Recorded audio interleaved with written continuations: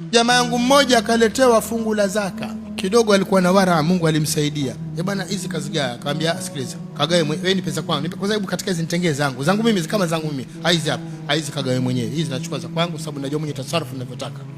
Hizi kagawe mwenyewe. Nilikuwa nataka unimalizie tatizo, kalimalize mwenyewe. Usinitie kazi bure. Alikuwa nani? Mmoja akapewa kazama nazo. Kwa sababu atafuta hoja zote. Innama sadaqatu lilfuqara, misli fakiri, wal masakin, misli katika maskini,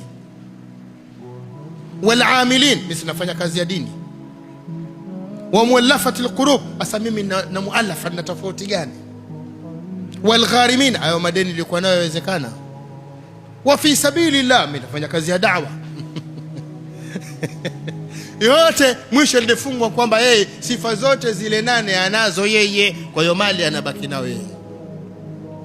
Hao ni alladhina yastahibbuna alhayata ad-dunya ala al-akhirah, ambao wanafadhilisha maisha ya dunia kuliko akhira, wakati dunia si lolote si chochote, kama vile alivyosifia Allah subhanahu wa ta'ala, wamal hayat innamal hayatu ad-dunya la'ibun wa lahwun wa zinatun wa tafakhurun bainakum wa takathurun fil amwali wal awlad. Hakika maisha dunia ni la'ib, ni mchezo, upuzi, mapambo na kujifaharisha katika mali na kujifaharisha katika nasaba. Maisha dunia hakuna chochote, hayo yote hayana kitu.